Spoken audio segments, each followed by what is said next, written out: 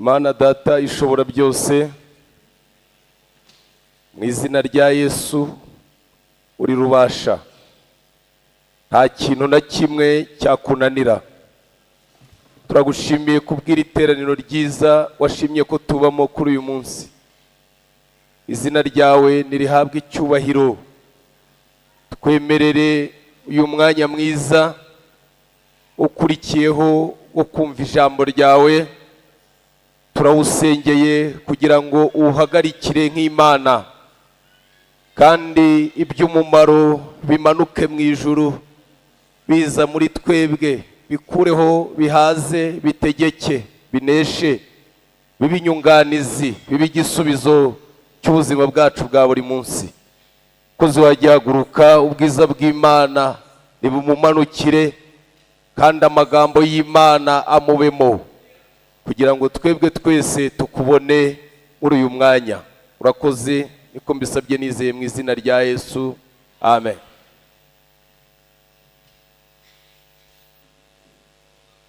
Nongeye kubasuhuza muri aho. Yesu nashimwe. Duturuka iwacu mu Ngororero,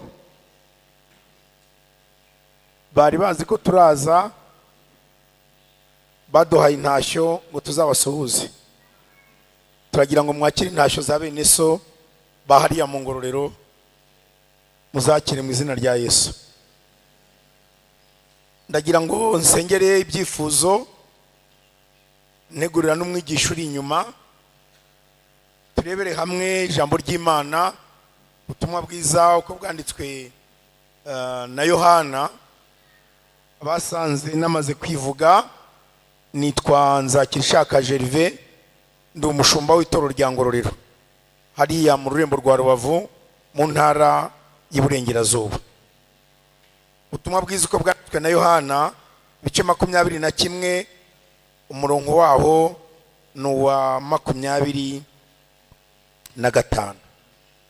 Haragira hati: ariko hari n'ibindi byinshi Yesu yakoze, byakwandikwa byose, ngira ngo ibitabo byakwandikwa ntibyakwira mu isi. Mwakira ijambo ry'Imana. Naje kukwibutsa ko nubwo turi ifite ibibazo, ariko Imana yacu ni igisubizo. Naje kukubwira ngo nubwo ufite uburwayi, ariko Imana ni ubuzima. Hari n'ibindi Yesu yakoze. Naje kukubwira ngo nubwo ufite akazi ko hasi, ariko hari n'abatagafite, hari ibyo Yesu yakoze rero. Naje kukubwira ngo nubwo nta mibereho, ariko uracyahumeka, hari ibyo Yesu yakoze. Haleluya. Hari ibyo Yesu yakoze. Ibi byavuzwe na Yohana wabanye na Yesu, akabana nawe, akamugirira neza, akaba mu gituza cye, niwe wanditse Yesu amuvugaho, arangiza abwira abantu ati nkurikije ibyo navuze n'ibindi, reka mbabwire nsoze inyandiko yanjye mvuga ngo hari ibyo Yesu yakoze byakwandikwa ntabwo byabonaho bishya. Haleluya.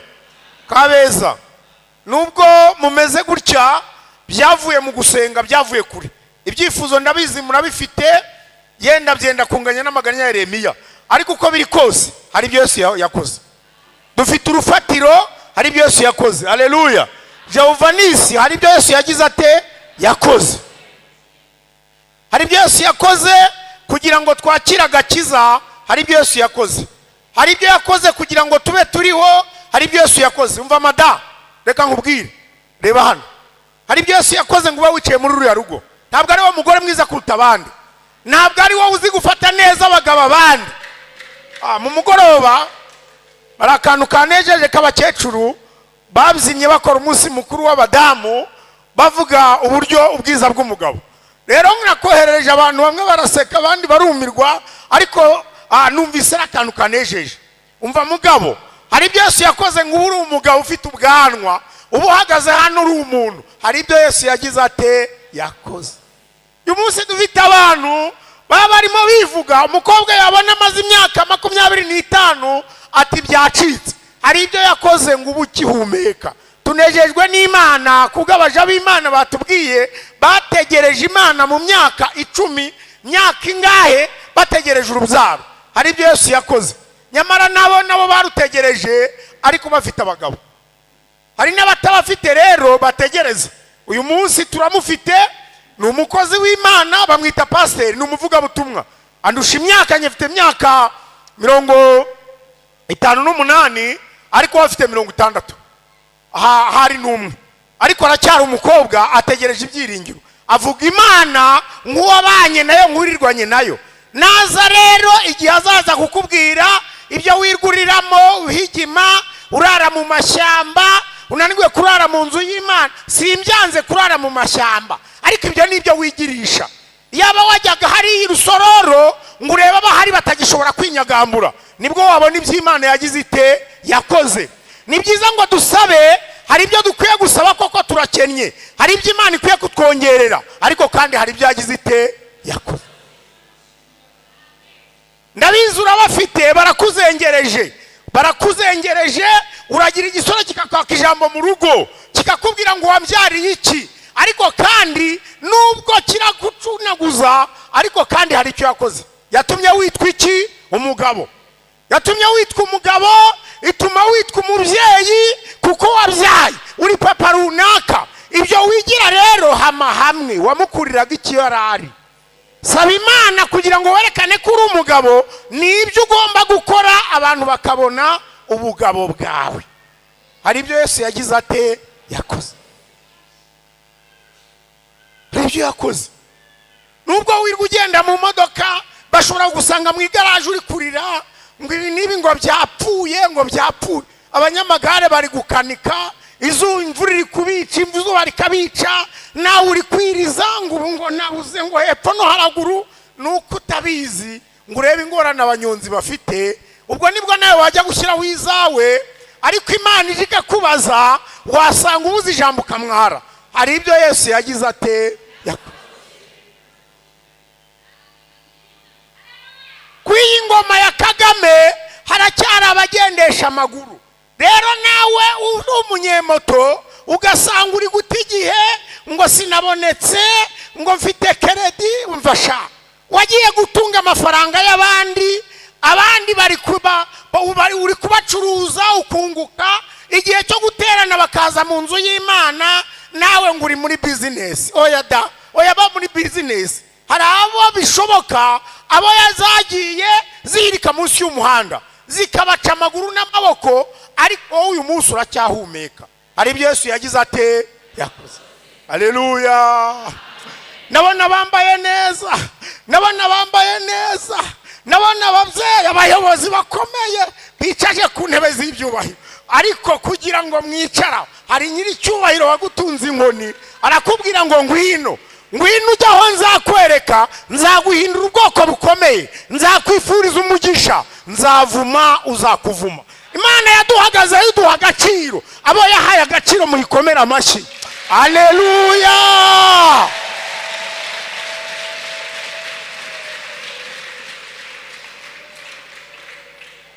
Ubutumwa bwiza uko bwanditswe na Matayo ibice 20. Ubutumwa bwiza uko bwanditswe na Matayo ibice 20. Ubutumwa bwiza uko bwanditswe na Matayo ibice 20 umurongo wa 29 haragira hati: Ubutumwa bwiza uko bwanditswe na Matayo ibice 20 umurongo wa 29 haragira hati: Bakiva i Yeriko abantu benshi baramukurikira. Impumyi ebyiri zari zicaye iruhande rw'inzira, zumvise yuko Yesu ahanyura, zirataka cyane ziti: Mwami mwene Dawidi tubabarire. Abantu barazicyaha ngo zihore, ariko zirushaho gutaka ziti: Mwami mwene Dawidi tubabarire. Yesu arahagarara, arazihamagara, arazibaza ati: Murashaka ko mbagirira nte? Mwakira ijambo ry'Imana. Murashaka ko mbagirira nte? Yesu yantumye ngo mbwira bemeye n'abatemeye bazibonanira.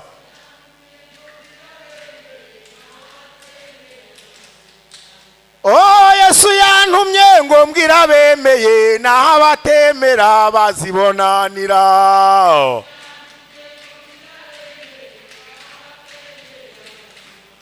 Urya Yesu yantumye ngo mbwira bemeye naho abatemeye bazibonanira.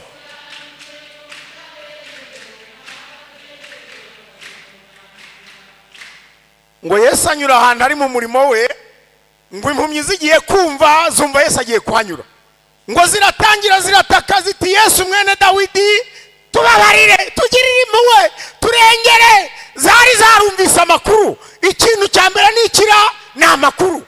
Hari abantu badafite amakuru uyu munsi bakaba bari mu rumogi kandi hari isoko y'amazi apfutse.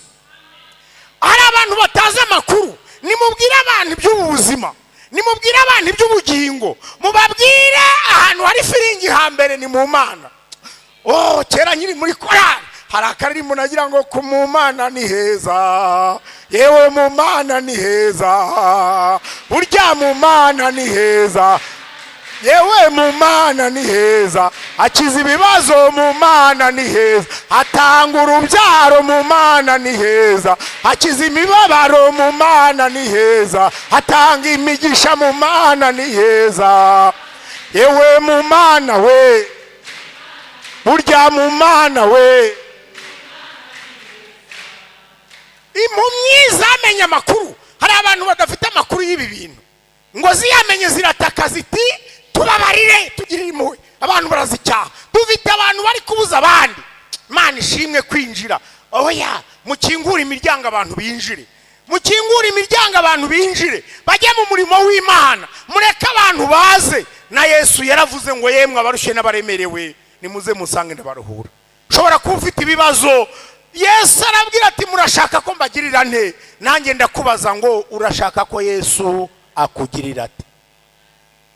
Ufite cyifuzo ki? Ndagira ngo dusengane Imana. Urashaka ko Yesu akugirira ate? Yego? Haleluya. Haleluya. Jehova nisi haleluya. Ko Yesu yakugejeje i Kigali, urashaka ko none ikindi gukorera ari Munyakigali? Haleluya.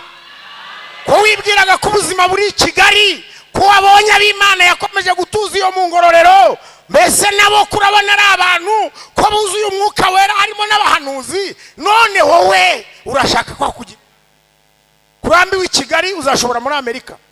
Kunaniwe gusengura ahangaha uzasengera ahandi hatari ahangaha. Nugera mu nzu y'imbaho uzaba nka Paulo na Sila.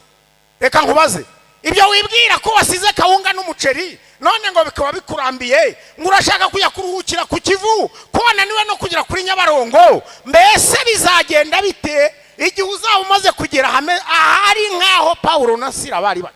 Uzashobora kuririmba cyangwa uzanyigira? Hari abanyigira ngo ubiyapfakare nkava uyupfakare hama hamwe. Bazakubwira ngo ko wumvise ubutumwa bwiza, niki cyatumye utakira Yesu umwami n'umukiza? Nje gusengera ibyifuzo. Urashaka ko Yesu akugirira ate? Wowe sagize icyo gukorera, wamukorera iki? Uzi ko abantu bagize amahirwe bakatesha agaciro pastor? Uzi, reka nkubwire ndabyibutse, hari icyo umwuka mbwiye. Uzi ko abantu bagize amahirwe umukire bakabana n'umukire. Buya kubana n'umukire rero mana tata we mana. Uzi ko kera tukira muri korali tutari abakire, twaririmbaga nta mikoro, tukavuza ingoma aribyo bita naragowe, aho kujya gucuranga senti tugafata ibikope byavuyemo nido tugahambiramo amashashi tugakubita sembari kandi bikemera we, abantu bakaza bakakira Yesu umwami n'umukiza. None tubana n'abakire disi, bagura ibyuma bakagura ingoma, ibintu bikoroha bikamera neza. Umuntu yari umukire amagara abantu ati ndagiye, ariko umutungo wanjye singujyana mu mahanga, muze mbaha umutungo wanjye muwujere kandi muwucunge neza, nzaza mu muriki. Ngo barawubaha, uwo bahaye miliyoni 10 n'urugero ngo azibyaza izindi 10, uwo bahaye 5 azibyaza izindi 5, ngo bahaye imwe arayibika, yumvishe ngo boss araje nawe aragenda ajya gutayanjwa. Ngo bamurika ibyo bakoze, nawe ngo bamubajije ngo aravuga ngo ngewe ngo narinzi kuri umunyamwaga. Uzi ko hari abantu bitumana umunyamwaga we? Umugore ukita umugabo umunyamwaga ubu we afite ubwengera? umugabo wagukuye iwanyu urangiza ukavuga ngo nta bwenge agira, uyu mugore afite ubwenge ari wera? Oya, nimumbarize umugabo nk'uyu ufata umukobwa akamutesha agaciro akamuzana ngo ni amagabo, yakumva amagambo akagira ngo ni amagabo, maze bamwe bajya kubaheza ati nta nubwo turaca ku murenge ngo tuzabikora twihuse kubera urukundo rwabaye ibamba. Amabamba ntabwo muyazi, ibamba rirasharira shaho, arakubwira nuko urinjije, ibamba rirasharira.